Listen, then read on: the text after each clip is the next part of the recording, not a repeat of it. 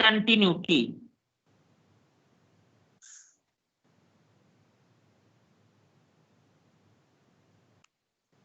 Equation of continuity.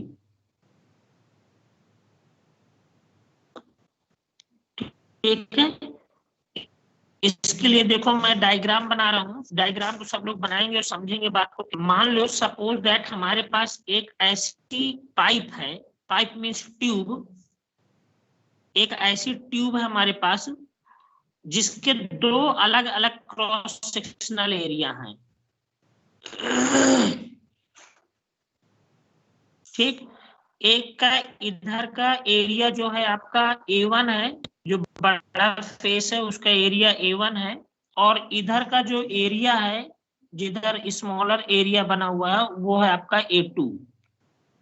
इधर का area A1 है और इस साइड का एरिया A2 है। इस पाइप के अंदर एक नॉन विस्कस और इनकम्प्रेसिबल लिक्विड फ्लो हो रहा है, मतलब एक आइडियल फ्लूइड फ्लो हो रहा है। वैसे रियल लाइफ में आइडियल फ्लूइड होता नहीं है कभी, एक आइडियल फ्लूइड फ्लो हो रहा है। ठीक है, तो मान ले किसी समय पर लिक्विड का कुछ पोर्शन यहाँ पे रहा होगा, इस जगह पर लिक्विड का कुछ पोर्शन यहाँ रहा होगा, थोड़ी देर के बाद यही लिक्विड का पोर्शन स्मॉलर एरिया में इस जगह पे रहा होगा। ठीक है, तो अब एक चीज में बदलेगी, क्या चीज बदली कि यहाँ की जो वेलोसिटी है V1 और ये इसकी वेलोसिटी है वो V2 होगी इस जगह पर। मान लेते हैं कि डेल्टा टी टाइम के बाद ये पोर्शन वॉल्यूम लिक्विड का फ्लो करके यहां तक पहुंच गया। ठीक, तो इसने यहां से यहां तक कितनी डिस्टेंस कवर कर ली, तो मान लेते हैं ये डेल्टा टी टाइम में गया होगा, तो यहां से यहां तक की डिस्टेंस हो जाएगी स्पीड इनटू टाइम। स्पीड कितनी है V1 और डिस्टेंस टाइम कितना लगा डेल्टा टी, तो यहां से यहां तक की डिस्टेंस हो गई आपकी V1 डेल्टा टी। ठीक है, सेम उसी तरीके से उतने ही टाइम में ये वाला जो पोर्शन है लिक्विड का ये फ्लो करके यहां तक पहुंच गया, तो यहां से यहां तक जो डिस्टेंस होगी ये आपकी हो जाएगी V2 डेल्टा टी। ठीक है, डिस्टेंस इज इक्वल टू कितना हो गया, स्पीड इनटू टाइम, तो यहां से यहां तक की डिस्टेंस कितनी हो गई, स्पीड इनटू टाइम। सेम चीज यही यहां भी है, V2 डेल्टा टी।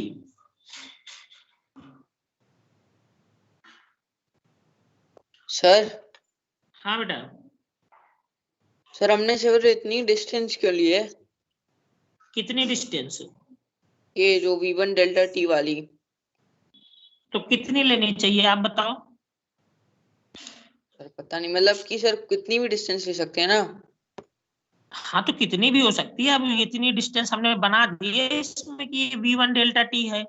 अब स्पीड कितनी है, V1 है, डेल्टा टी टाइम में कितना डिस्टेंस कवर करेगी, V1 delta T. Yes sir. इसी तरीके से इधर की स्पीड V2 है, तो ये डेल्टा टी टाइम में कितना डिस्टेंस कवर करेगी, V2 delta T.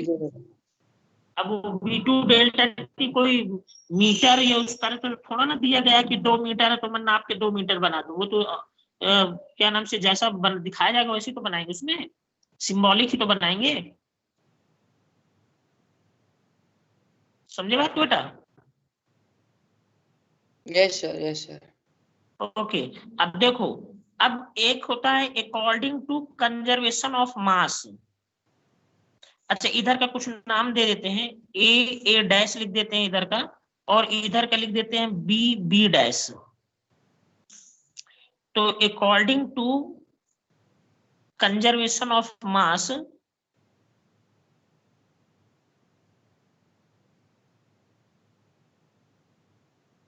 According to conservation of mass, मतलब कंजर्वेशन ऑफ मास क्या कहता है कि जो मास ऑफ लिक्विड इधर से इधर यहां तक फ्लो होगा, उतने ही टाइम में उतना ही मास ऑफ लिक्विड यहां से यहां तक फ्लो होगा। मतलब ए से ए डैश तक जितना मास ऑफ लिक्विड फ्लो हो रहा है, वही मास ऑफ लिक्विड बी से बी डैश तक फ्लो होगा उतने ही टाइम में। ठीक है, तो according to conservation of mass मैंने लिख दिया है mass of liquid in portion A dash is equal to, अब इधर का लिख लेते हैं, mass of liquid in portion B dash. ठीक है, ये हो गया यहाँ पर। अब यहाँ पे बात करते हैं हम लोग मास की, तो मास इज इक्वल टू होता है वॉल्यूम इनटू डेंसिटी। तो इधर का वॉल्यूम V1 है, मान लेते हैं इधर की डेंसिटी ρ1 है, तो मास इज इक्वल टू हो गया वॉल्यूम इनटू डेंसिटी। इधर का वॉल्यूम मान लेते हैं V2 है, और इधर अब लिक्विड की डेंसिटी इस साइड ρ2 हो गई है, सब मान लेते हैं, लेकिन ऐसा है नहीं क्योंकि ये नॉन विस्कस है और इनकम्प्रेसिबल है, मतलब दबा नहीं है लिक्विड। अगर दबा नहीं है तो दोनों तरफ डेंसिटी सेम होगी, वो बाद में बात में लिख दूंगा उसको। इसको लिख दिया ρ1, इस साइड का लिख दिया ρ2। ठीक है। ये लिक्विड की डेंसिटी है, ये डेंसिटी है बड़े वाले एंड पे, और ρ2 डेंसिटी है छोटे वाले एंड पे। अगर कंप्रेसिबल लिक्विड होता तो हम लोग यही इक्वेशन लिखते हैं, लेकिन इनकम्प्रेसिबल है तो आगे चल के मैं ρ1 ρ2 को एक ही रो लिख दूंगा सीधा सीधा। अब यहाँ पे वॉल्यूम हो गया, वॉल्यूम इज इक्वल टू, यहाँ का वॉल्यूम निकालना है, ए डैश जो पोर्शन है इसका वॉल्यूम कितना है, तो ये वॉल्यूम कितना आएगा बेटा बताओ। ये वॉल्यूम आएगा area into length, area into length volume के बराबर होगा। तो यहाँ पे V1 की जगह में लिख सकते हैं area into length, V1 delta T, ठीक है, इंटू ρ1 इज इक्वल टू, इसी तरह इधर का वॉल्यूम लिखते हैं बीबी पोर्शन का, यहाँ का, तो ये वॉल्यूम आपका आएगा V2 डेल्टा टी इंटू ρ2। ठीक है, लेकिन यहाँ पे लिख देता हूं but liquid is incompressible,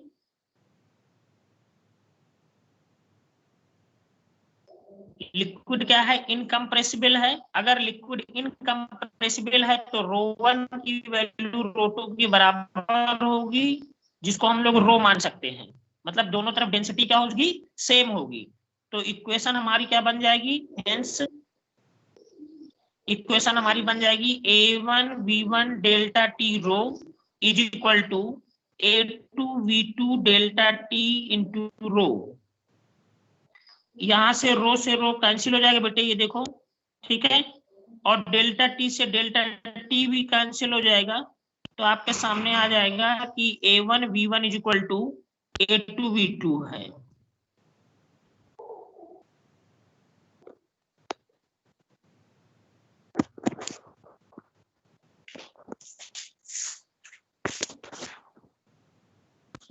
note कर लिया बेटा इतना, A1V1।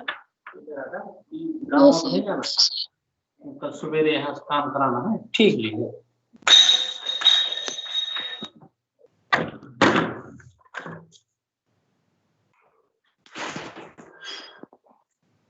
सर आपकी स्क्रीन में सब ब्लैक ब्लैक आ रहा है।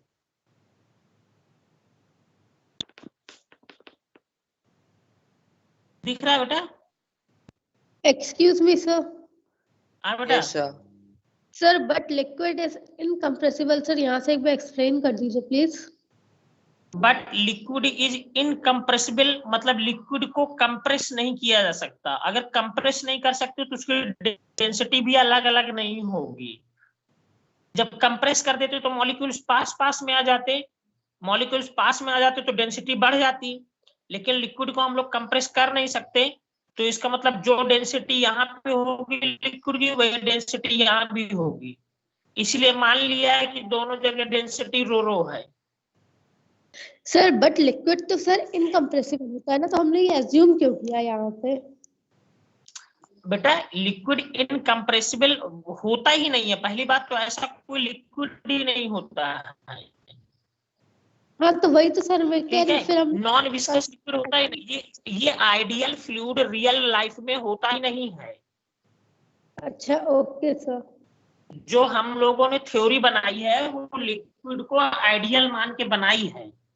तो अगर ये आइडियल फ्लूइड है तो इधर की डेंसिटी और इधर की डेंसिटी सेम होगी। इनकम्प्रेसिबल का मतलब होता है कि जिसको कंप्रेस ना किया जा सके। Yes sir. अभी डाउट है? No sir.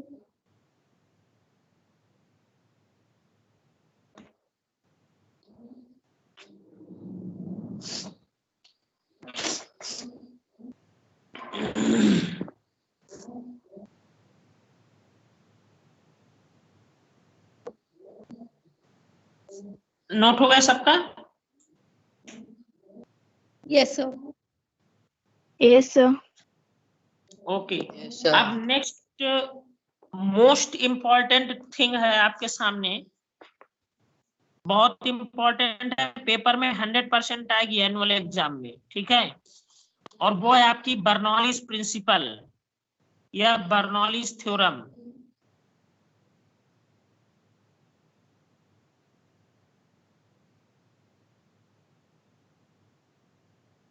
Bernoulli's theorem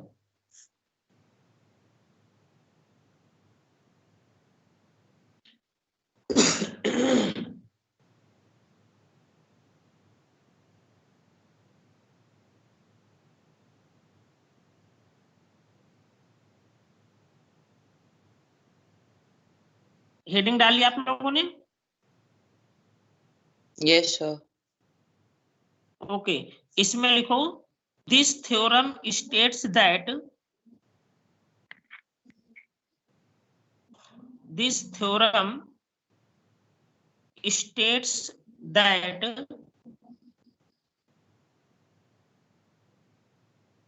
if an ideal fluid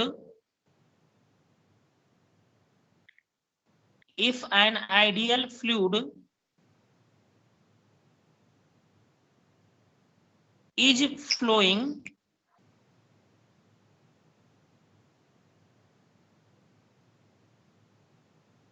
in a tube,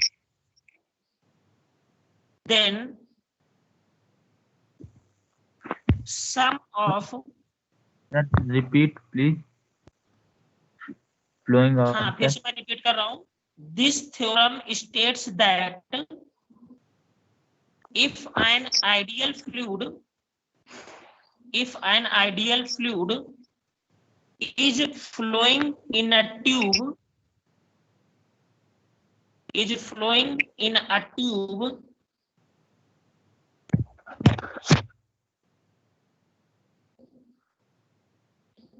then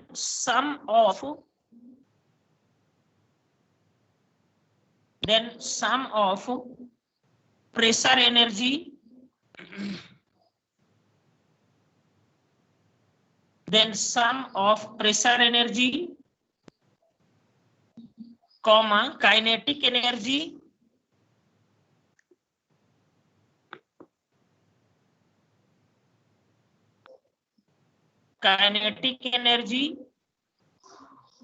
and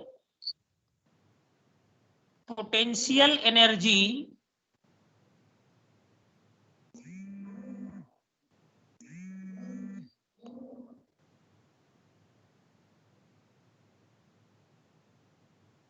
हाँ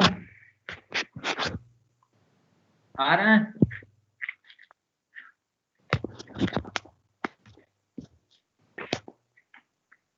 बताइए कहाँ? अब 20 मिनट लागे हैं।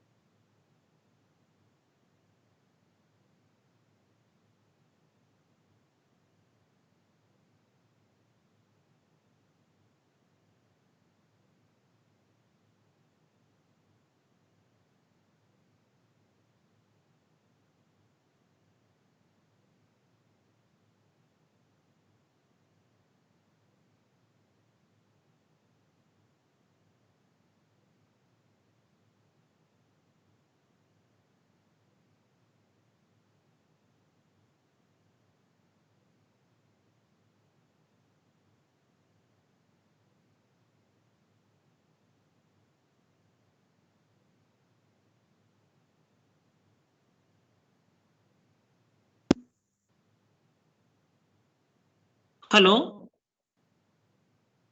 Yes sir. Yes sir. एक मिनट बेटे, एक मिनट।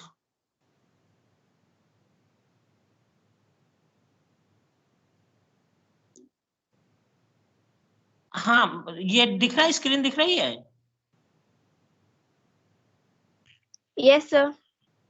तो देखो इसमें मैंने बेटा क्या बोला है कि this theorem states that if an ideal fluid is flowing in a pipe then sum of pressure energy, kinetic energy and potential energy per unit volume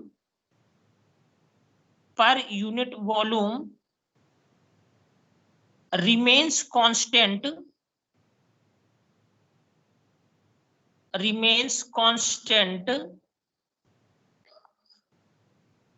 throughout the tube.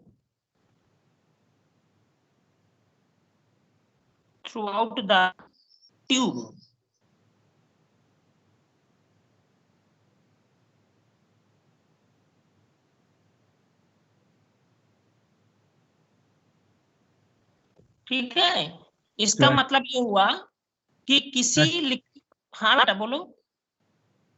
Per unit mass भी तो कर सकते हैं ना? Per unit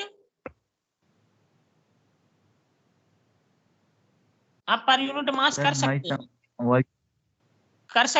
कर सकते हैं बेटा, पर यूनिट मास भी कर सकते हैं। ठीक है, तो यहाँ पे क्या लिखा है मैंने कि जो सम ऑफ प्रेशर एनर्जी का सम किसके साथ, काइनेटिक एनर्जी और पोटेंशियल एनर्जी, इन तीनों का जो सम होता है वो पर यूनिट वॉल्यूम हमेशा क्या रहता है, कांस्टेंट रहता है। यानी कि pressure energy P plus kinetic energy per unit volume, तो काइनेटिक एनर्जी देखो होता है आपका हाफ mv²। अब पर यूनिट वॉल्यूम निकालेंगे तो मास अपॉन वॉल्यूम हो जाएगा, तो डेंसिटी हो जाता है, मास अपॉन वॉल्यूम क्या हो जाता है, डेंसिटी। तो ये आ जाएगा half ρv² is equal to potential energy per unit volume निकालेंगे, सॉरी प्लस, तो वो आ जाएगा ρgh, और ये क्या हो जाएगा आपका, ये कांस्टेंट हो जाएगा पूरा। यही आपको प्रूव करना है इसमें। ठीक है, pressure energy per unit volume plus kinetic energy per unit volume plus potential energy per unit volume, इसका जो सम होता है ये हमेशा कांस्टेंट होता है। ये आपकी बर्नौलीज थ्योरम है, और अब इसका प्रूफ करना है। सर माने जी, एक बहुत सुंदर बनाई, इस वाक्य में विधेय सर। है। हेलो आयुष, हाँ बोलो।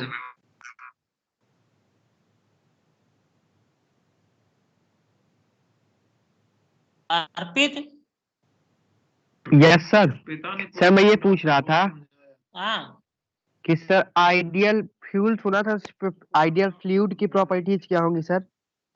आइडियल फ्लूइड अभी मैंने बोला तो था, एक ऐसा फ्लूइड जो नॉन विस्कस हो और इनकम्प्रेसिबल हो। नॉन विस्कस मतलब जिसमें विस्कस फोर्स ना हो, अच्छा incompressible, okay sir, yes sir, thank you और सर। इनकम्प्रेसिबल हो, जो कंप्रेस ना हो मतलब।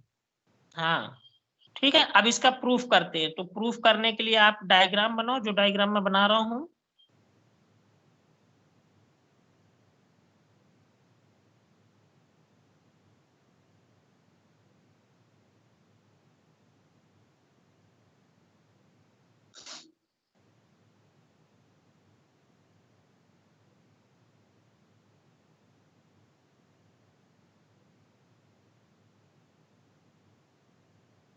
जैसे पीछे डायग्राम बनाया था बिल्कुल उसी तरीके का बनाया ना है, बस थोड़ा सा इसमें अंतर रखना है। वो अंतर जो बना हुआ है वो मैंने बना दिया, ट्यूब को तिरछा रखा है। तिरछा क्यों रखा है, उसके पीछे रीजन है कि हमें पोटेंशियल एनर्जी भी लाना है। तो देखो इधर v1 वेलोसिटी से मूव कर रहा है लिक्विड, और यहाँ पे v2 वेलोसिटी से मूव कर रहा है। ठीक है, थोड़ी देर बाद ये लिक्विड यहाँ होगा, तो यहाँ से यहाँ तक की डिस्टेंस डेल्टा टी हो जाएगी, जैसे पीछे किया था। ये तक की डिस्टेंस ये आपकी v डेल्टा टी हो जाएगी। जो एरिया है वो A1 है। सर आप, पॉज सर।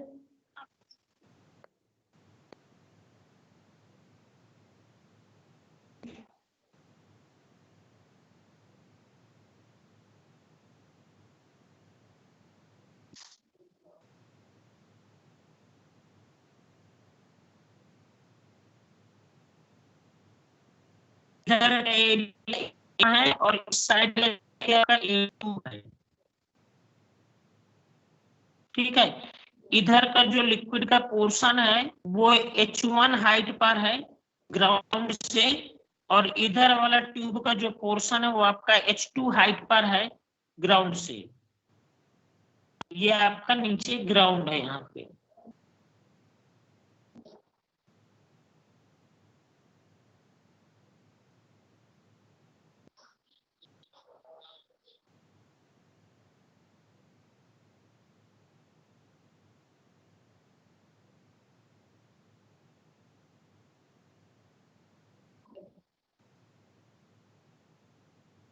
डायग्राम बना लो बेटा।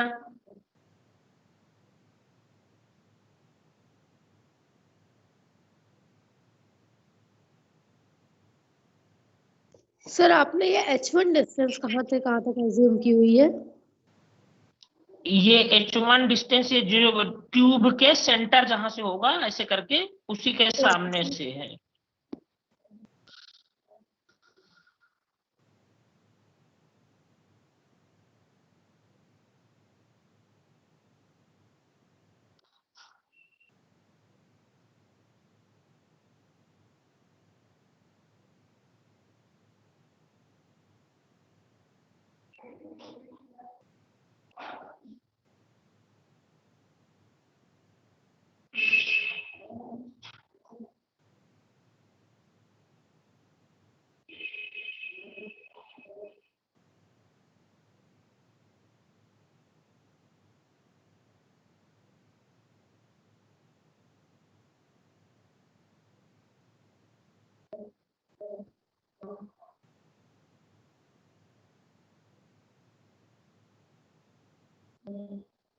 सर डायग्राम बन गया। हाँ बेटा, सबका बन गया डायग्राम। Yes sir. चलो ठीक है। अब देखो, अब हम लोग क्या निकालते हैं। अच्छा इसका, हाँ एक नाम तो लिखा नहीं, ये नाम भी लिख देना। ए डैश, इधर का नाम ए है और इधर वाले पोर्शन का नाम बी डैश लिख देते हैं, मतलब बी नाम है इधर का। ठीक है, जैसे पीछे लिखा था। अब सबसे पहले हम लोग निकालते हैं चेंज इन काइनेटिक एनर्जी। सबसे पहले निकालते हैं change in kinetic energy. Change in kinetic energy, ठीक है। तो ये आपका आएगा चेंज इन काइनेटिक एनर्जी, क्या आ जाएगा, हाफ m2v2 स्क्वायर, मतलब बी साइड की काइनेटिक एनर्जी ली है, माइनस हाफ m1v1 स्क्वायर। ठीक है। अब देखो एक बात फिर से यहाँ पे समझना। अब यहाँ पे फिर मास निकालना है, तो अभी अभी मैंने इक्वेशन ऑफ कंटिन्यूटी में आपको मास निकालना बताया था। ये इक्वेशन ऑफ कंटिन्यूटी में देखो मास निकालना बताइए। मास कितना आता है, A1 V1 डेल्टा T रो 1 आता है बेटे। डेल्टा T रो 1 एक साइड का मास आया था, दूसरी साइड का मास आया था A2 V2 डेल्टा T रो 2। ये दूसरी साइड का मास आता है। तो यहाँ पे मैं वही चीज लिखे दे रहा हूँ, डेल्टा टी। सर आपको वॉइस क्लियर नहीं है। जो मास है,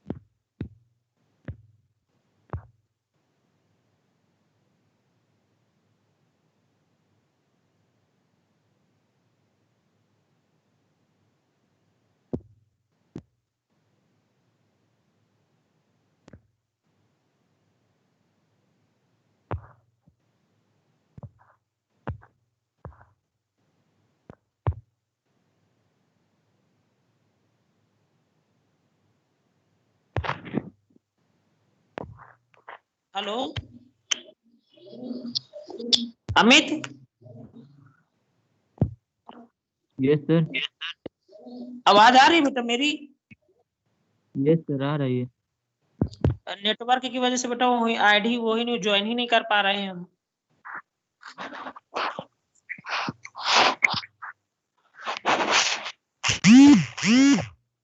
एक बेटा सब लोग एक काम करो, आज इतना ही अभी रहने दो इसको, मैं नेक्स्ट क्लास में तुमको पूरा कंटिन्यू बताऊंगा फिर से, ठीक है?